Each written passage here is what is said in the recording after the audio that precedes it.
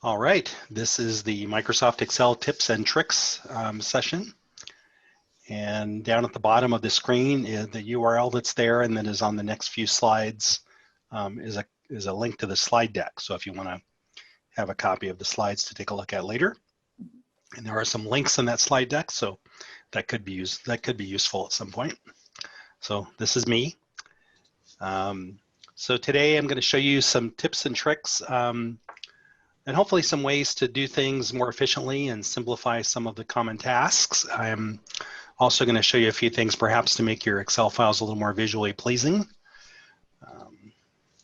So Excel, it does more than just balance your checkbook.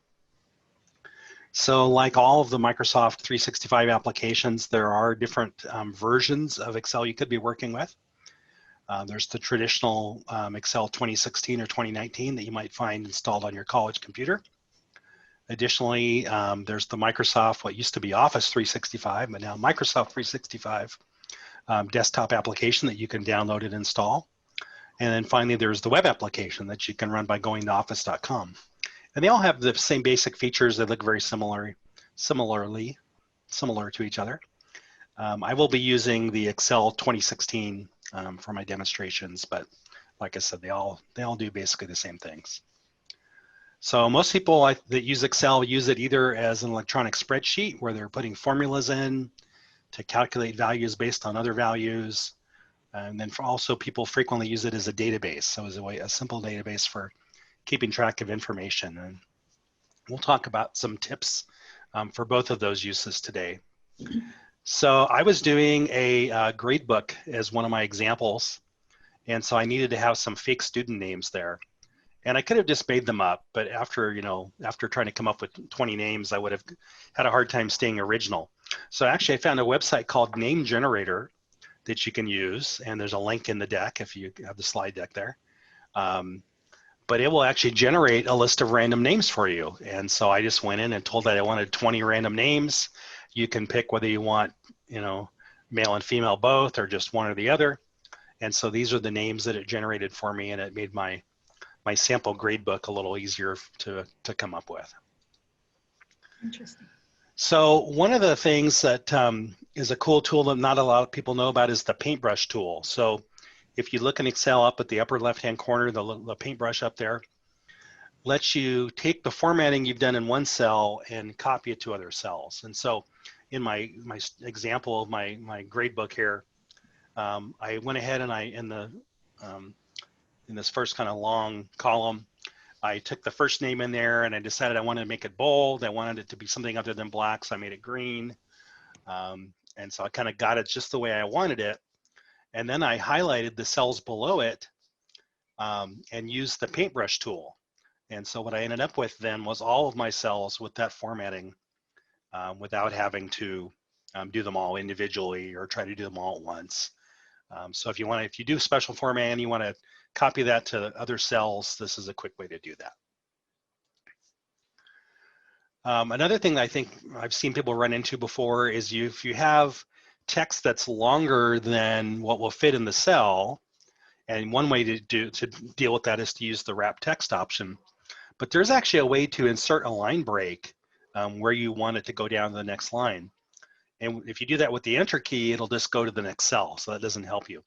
But if you use Alt-Enter, what that will do is that'll put a return in there, put a line break in there, and so you can have, you can kind of customize the way you want your text to appear. So my example here is I had the final exam as the description of one of my cells, and it wouldn't really fit, so I could have wrapped it. It would have automatically done it for me.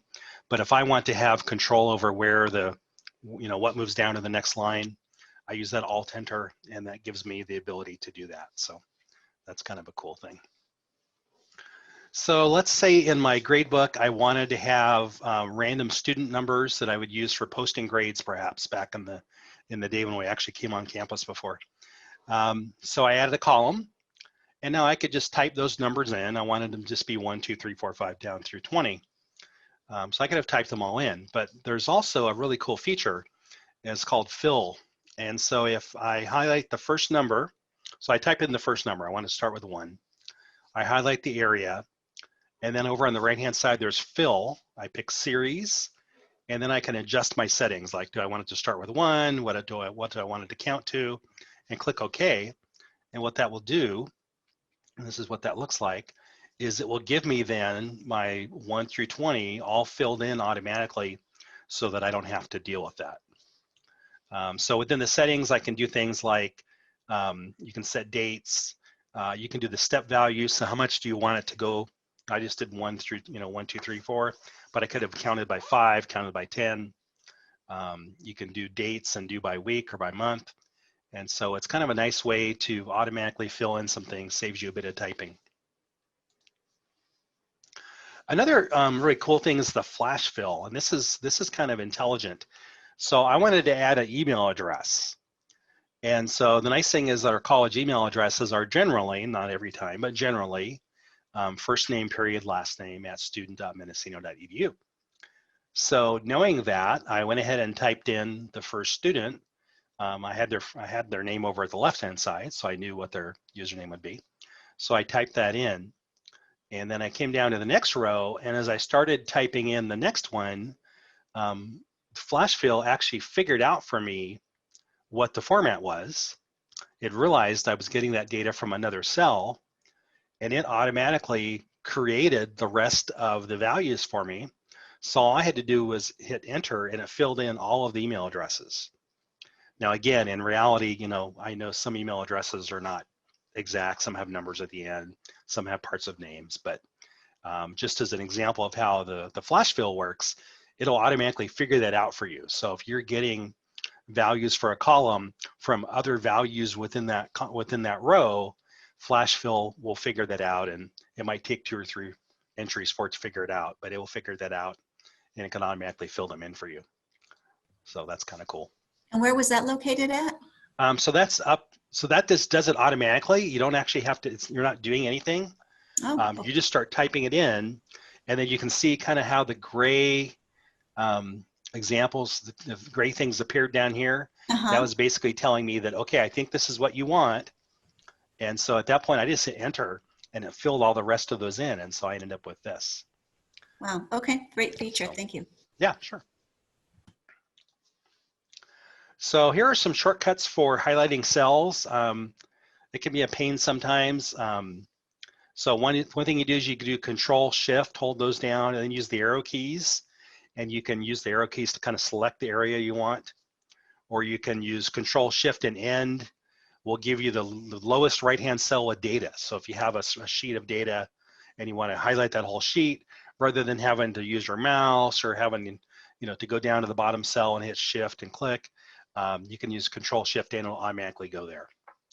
And then Control Shift Start is a very similar thing, but it'll stop where there's cells that are blank. And so those are quick ways to kind of highlight the cells that you want. So in my gradebook example, what if I wanted to be able to have it sorted by last name? Well, the way I put it in is I put it in first name, last name. And so I need some way to separate the first and last names into separate columns. Or I guess I could, type the last name, comma, first name. I could have put it in that way. But rather than having to go back now and fix that, the data tab will actually let me do that automatically. And so what I do is I put my 2 new columns in where I want the first and last name to go.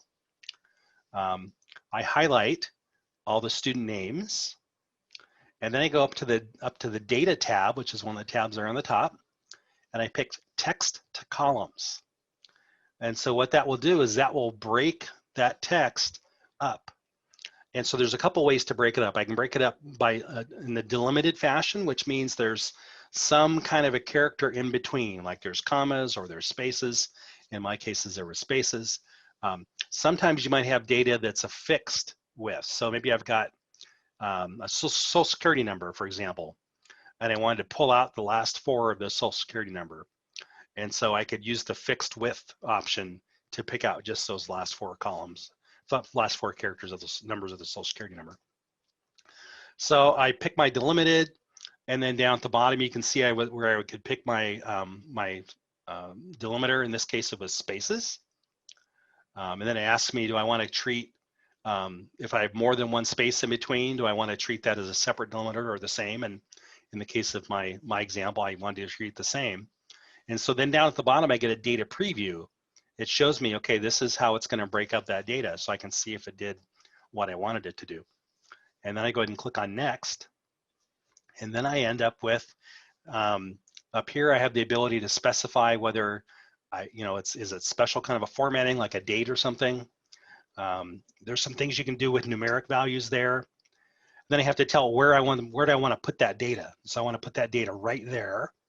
And so that's the cell that's right there.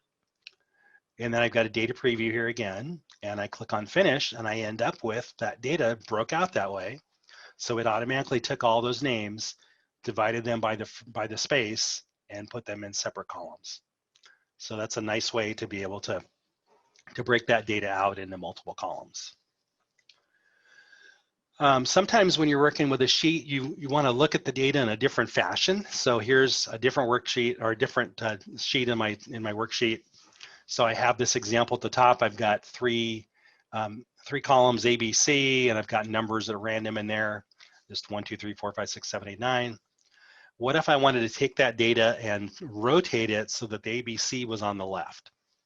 And so that's where I use the copy and paste with transpose. So I basically highlighted my data, the data that I wanted, and then up in the upper left-hand corner of Excel, there's paste.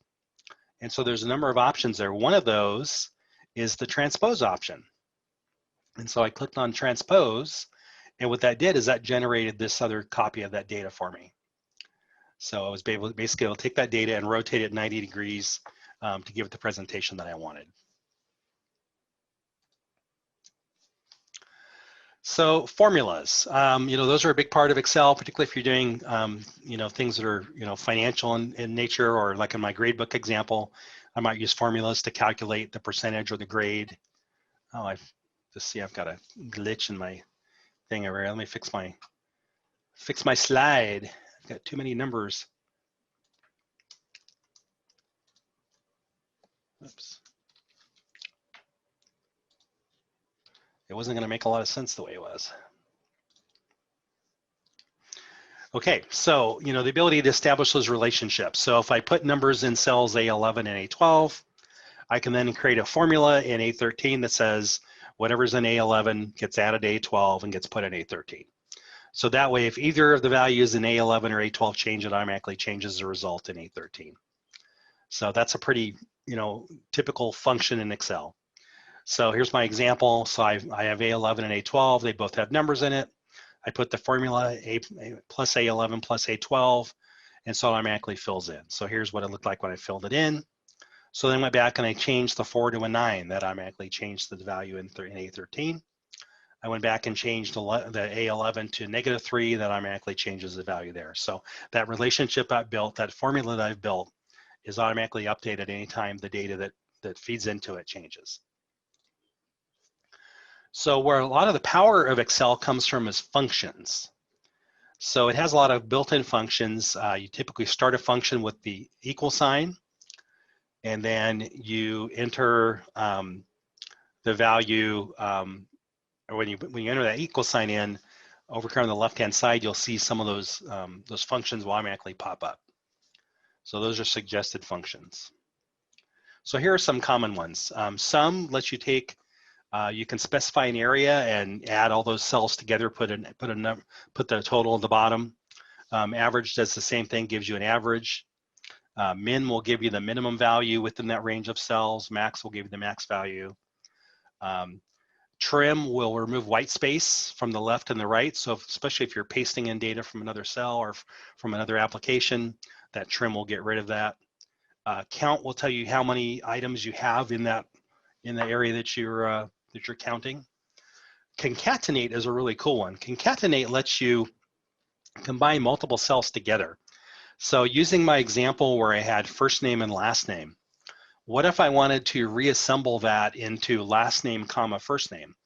Well, I could use the concatenate function, and I could put in the cell reference of the last name, and then a comma, and then in a single quote, I could put a space, or I could put a comma. Say I put a comma, and then I put another comma and the reference for the first name. and then I close my parenthesis. And so that concatenate would basically give me a new value that was the last name, comma, the first name from those other cells. So concatenate's kind of a cool one. Days lets you count the number of days in between dates. The network days does the same thing, but only work days. Now we'll give you the current date and time. You can use the round function, round up or round down, to take a value and round it up, down, or just round it, with the 5 is up, 4 is down, kind of traditional rounding, to the number of places that you want. And then mid, left, and right let you take parts of some text. So if I wanted to get, like our example where you're talking about social security numbers, I could use the right function to grab just the 4 characters at the right from the social security number. Or if I wanted to grab the first 8 characters of someone's name, I could use left, and mid would let me grab stuff out of the middle of something based on the position. So those are some common functions. Those are pretty useful ones. So what if I wanted to throw some random data into my spreadsheet so I can kind of test my data formula? So I could manually enter 8 columns of 20 rows of random numbers, but it would take me a while, and it probably wouldn't be very random because I would type the same numbers in over and over. So I decided to use rand. So rand will generate a random number between 0 and 1. So it gives you a decimal number between 0 and 1. So if you want larger numbers, you just take that random function and you multiply it by a number. So if I wanted a number between 0 and 100, I could multiply the rand function by 100, or 0 to 10 would be by 10. Rand between gives you something similar, but that lets you specify the bottom and upper range. So to give you random numbers between these 2 values. So this is what that looks like in my spreadsheet. So I did rand asterisk 10. So rand, it's that random number between 0 and 1 multiplied by 10.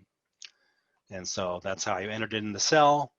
And so then I got 3.37 was my answer. Well, that's great, except, I want these random numbers. My quiz scores are typically, just how many questions they got right. So 3.37 is probably not realistic for my fake information I'm going to play with. So I want those scores to be integers. So then I can use another function called int. And so what int does is it converts a number into an integer by rounding. And so, but what I do is I take my rand times 10, and I put that inside an int function. So here I'm nesting the functions. So it takes my random number times 10, and then it makes an integer out of it. And so what I get is this result over here at the right. I get a 6.00. So that will now give me, integers, no more decimal off to the side. So that's cool, but then that isn't really what I want either. And so I can go ahead and format that using the formatting functions to get rid of the 2 extra stuff at the end. Oh, actually, I'm gonna do that in a minute. So first thing I did is I copied that down. So I highlighted my, what was at that time 6.0, highlighted all the cells below, and then I used Control D. That basically copied that formula from the top all the way to the bottom. And so it filled in my fake values there all the way.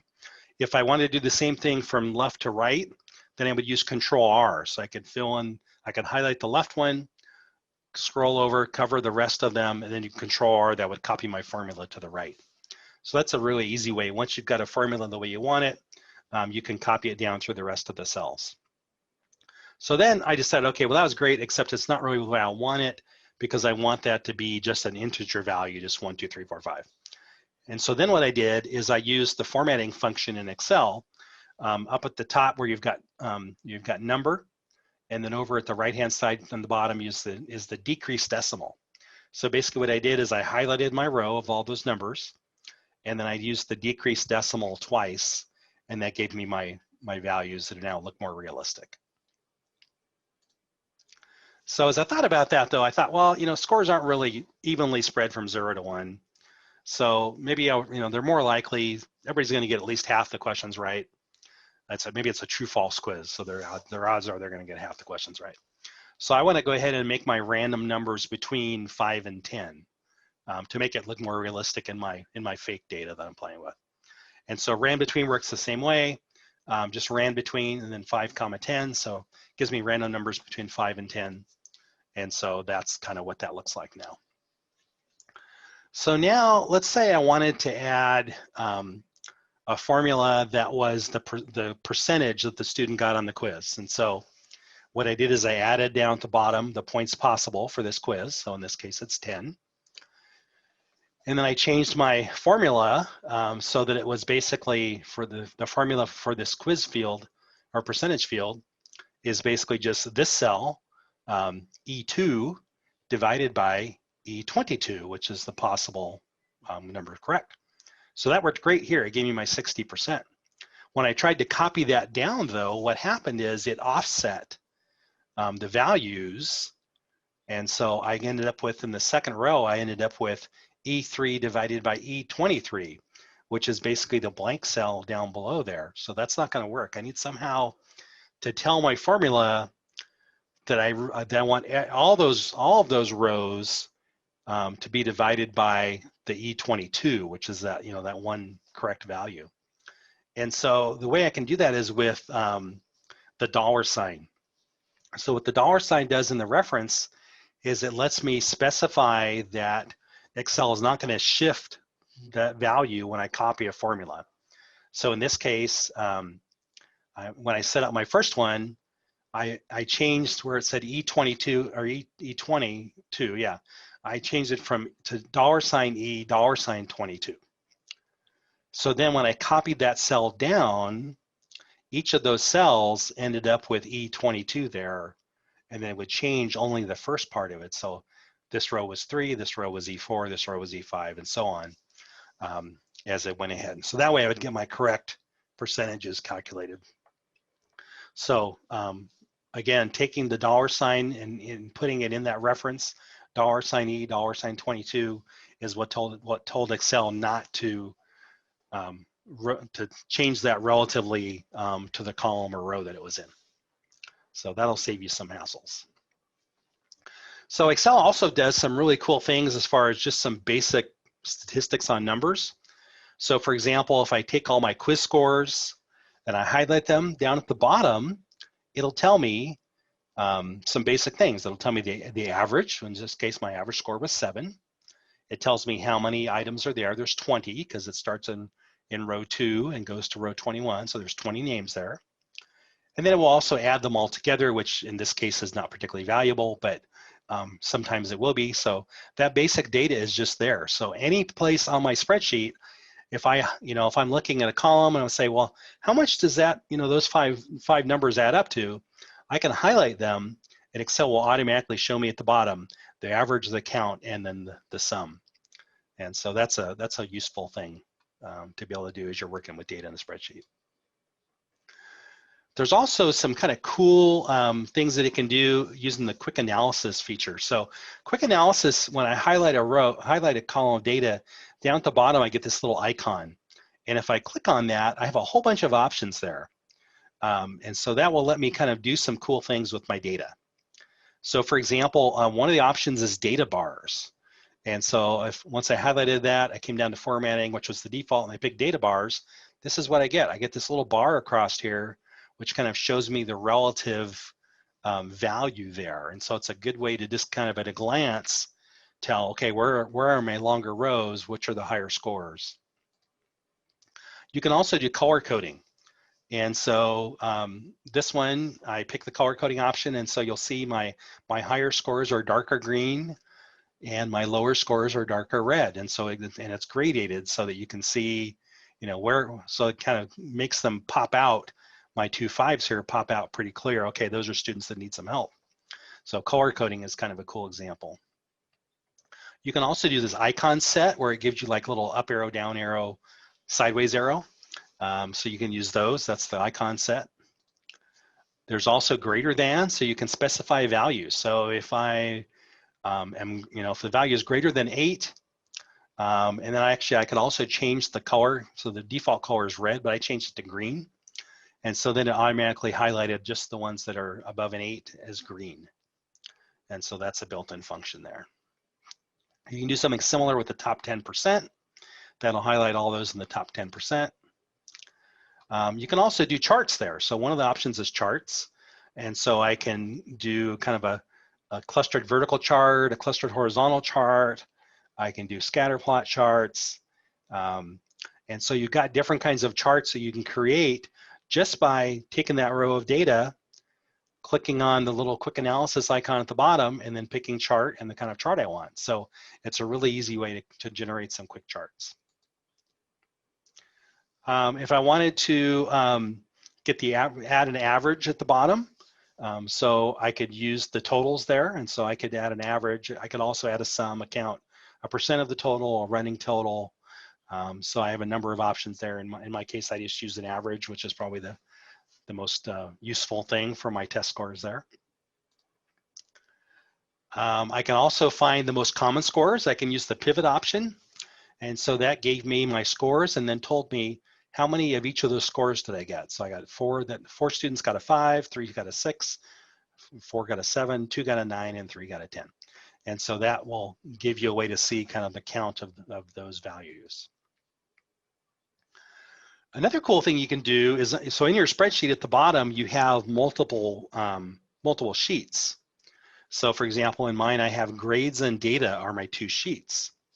So I can actually bring data from one sheet into another sheet.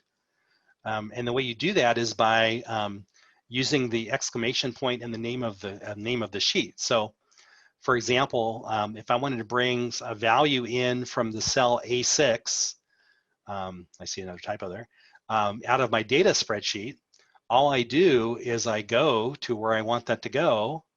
And so right here, I put in data exclamation point A6, and it brings the value from A6 in that data sheet into my grade spreadsheet. It wasn't a particularly useful example here, but it shows you how you can have multiple sheets within your workbook and bring data from one into the other and use them together. Hiding columns. So as I'm working with my spreadsheet, and particularly as your spreadsheet gets bigger and bigger, there may be columns that you don't need right away. And so in my example, I have an exam 2 column that exam 2 isn't for a while, so I want to get that out of the way and then hide that until I need it. So there's a couple ways you can do that. So if you highlight by clicking on the letter up at the top, that highlights that whole column. And so then I can right click, and then there's an option hide. And so that will go ahead and hide that column. The other way is up on the top is the format option at the top. Then there's hide and unhide, and one of the options there is hide column. And so when I did that, then you'll see my exam 2 is now gone. It just goes straight from exam 1 to final exam. So of course, the question you have then is, how do I unhide the column? And so what you do then is you highlight the columns around it. So the one I hid was K. So I highlight J and L, and K is kind of in the middle there. We just can't see it.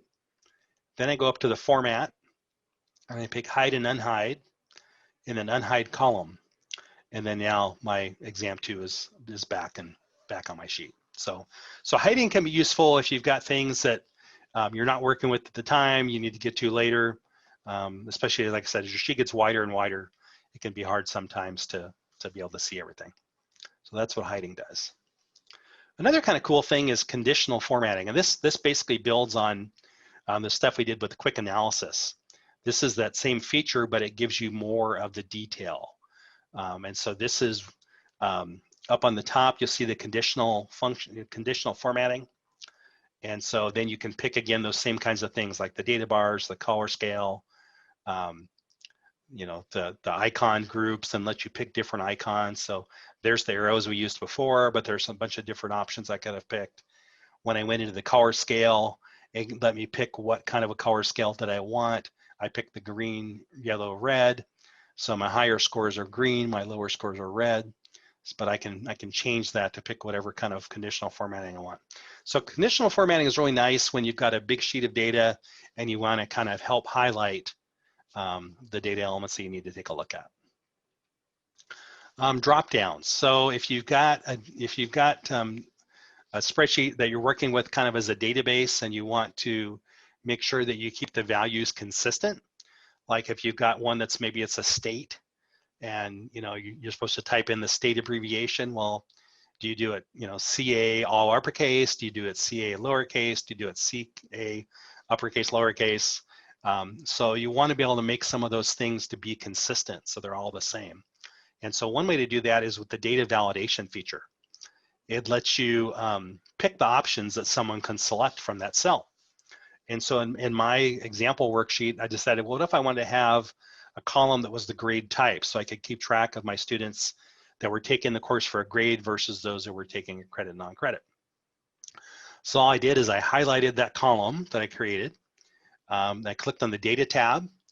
I picked data validation, and then I selected the list option under allow. And once I did that, then there's a source box. And the source box could actually bring data in from cells within your sheet. So like if I wanted to do a bunch of different state selection ones, I could have a list of all the states in one place. And then I could basically use that source a bunch of times in a bunch of different cells. But in this case, I'm using it one place. And so I just put in grade, comma, CR/NC. So those are my two values. Those are the only two values that are valid for that data. And so when I did that, this is what it looks like. So now I have a drop down. And so then all I did was I copied, because I did that for this whole column now, all of my cells in that column have this function. And so for any of those are the only two values I can have within that column. So it gives you nice clean data. You don't have to worry about people typing in weird things. And especially if you have more than one person working on a sheet, it's easy. Different people type things different ways. And so this data validation lets you kind of make sure these are only two options. Pick one of these two options. It's easy to bring images or screenshots in with Excel. If you're on the Insert tab, there's Illustration, and then that lets you pick. So Pictures would pick a picture document from your computer. There's actually also online pictures. There's shapes, there's smart art, and there's also even screenshots. So you can take a screenshot, and if you look when I pick screenshot, it gives me all the different screens that I had open. I could pick the one I want, and then boom, that would insert that into my Excel document. So when you have a very large spreadsheet, having the headers stay the same can be really useful. So what if this sheet was, instead of 20 students, was 2,000 students? So as I scroll down through my data, at some point I lose this heading at the top, and so I forget, what's the third column over? What is that number? Or which one is quiz one? I can't remember. And so the freeze panes on the view menu will let you pick the top row or the first column. If you pick another cell, like if I clicked here and then did freeze panes, basically everything above and to the left of that cell are then frozen. So it gives me the ability to specify what area of the sheet would then not change as I scroll. So in my case, I just picked the freeze the top row. So then as I scroll down to the bottom of my sheet, you'll notice that the row 1 would have dropped off because I'm already to 8 here, but because of that frozen now that stays there. So my headings are there all the time, no matter where I scroll. Here are just some good shortcuts for Excel. Control plus, we'll put in Control plus semicolon, we'll put in today's date. Control shift and a colon, we'll put the current time. Control 5 will do strike through. That's something I use a lot where I'm working in a document and I want to strike through that, like I've eliminated that. So if I highlight a cell or a bunch of cells and do Control 5, that will go ahead and mark them with the strike through with the line through them. Control 0 is a real quick way to hide the current column. So if I'm in a column, I want to get rid of that rather than the way I showed you before, I can just do Control 0 and that will hide that column. Control 9 will do the same thing for a row. So if I have multiple Excel workbooks open, I can do Control F6 and that will pop between the different workbooks that I have open. And if I do Control and then the back quote, which is underneath the tilde, that does a really cool thing where it will display all the formulas on your sheet. And I've run into this before. I've got a sheet that's got a ton of formulas on it. Somewhere in one of those formulas, I made a mistake. But you have to go through each one at a time and look at them. It's a real pain. Control back quote will display the formula in the cell. And so you can actually see what the formulas are there. And so you can look pretty quickly see, okay, oh, that's the one I made a mistake in. And so it saves me time of having to look through every cell to find where I had my error. Control page up or page down will go between sheets in the workbook. So like in my example, I have my grade sheet and I have my data sheet. So I can use control page down. That'll move me from one to the other. And then if you're in a cell, if you want to start editing the cell, you can click in it and that will make it so you can edit it. You can also just do F2, and F2 will put you in the edit mode automatically, so you can start editing that cell without having to click the mouse. If you need to add a row, there's a couple ways you can do that. One quick way is Control-Shift+, so the plus sign. When you're in a row and you click Control-Shift+, it'll just start adding blank rows. So if I need to add 5, I could just do Control-Shift+ 5 times, and I'll get 5 blank rows. If I need to add a bunch of them, like I want to add 20 or 30, I can just highlight 20 or 30 rows, right-click, then use Insert, and it will add that many rows. So if I need 30 rows, highlight 30 rows, hit Insert, it's going to give me 30 blank rows right there. Okay, so this is your Excel get out of jail free card. If you make a bad mistake in Excel, you've messed something up, how did I do that? I just changed all my stuff and it doesn't work anymore. So Control-Z will let you go back, it'll undo.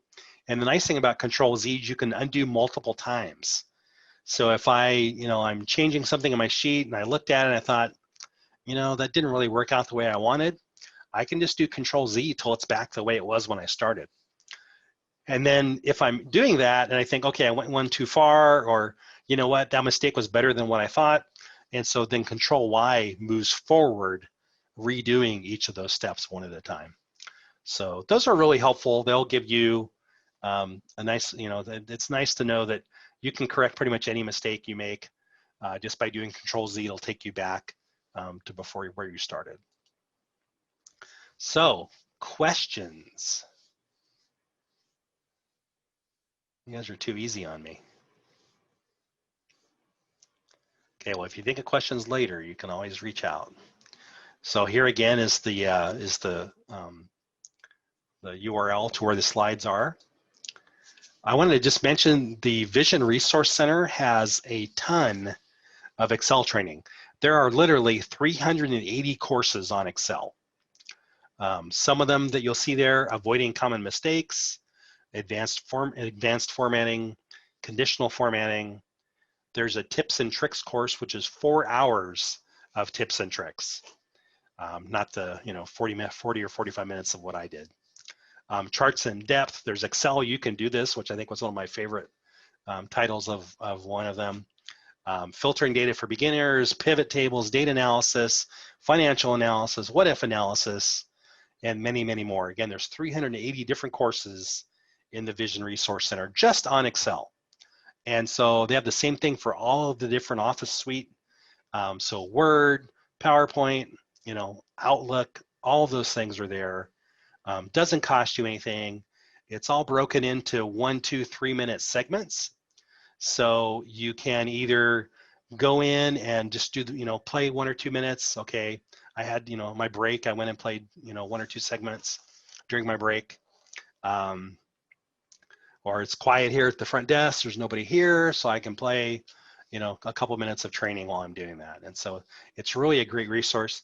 If you get the slide deck, this resource right here is a document that we created that kind of tells you step by step how to get into the Vision Resource Center if you've never been there before.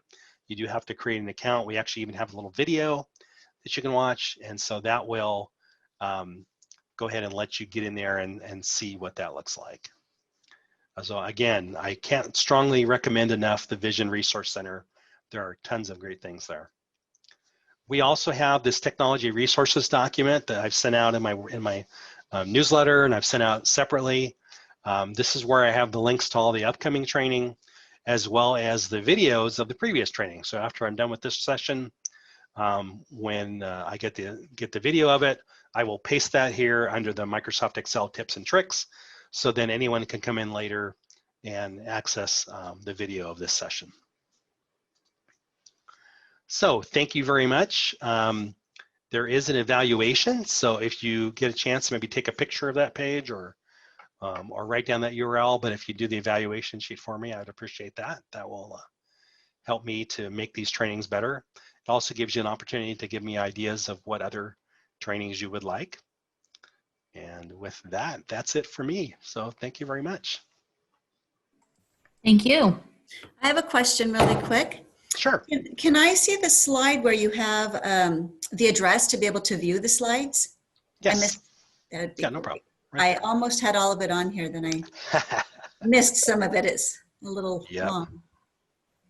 And that was a lot of really great information. Good. Well, thank you. And I definitely will be visiting that the resource. Yeah, the Vision Resource Center, like I said, it's just incredible. The courses used to be called Linda, and then Linda was purchased by LinkedIn.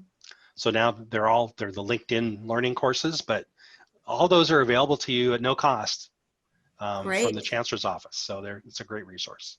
Great. When you don't do some of those things all the time, you kind of forget. So if you exactly. just go to that and you can just look at it really quickly, it kind of like sparks that memory again. It's like, oh yeah, that's right, you know. Yeah, that's the nice thing in the way they're broken out. They're broken out by topic. So if you were, how do I sort a column in Excel?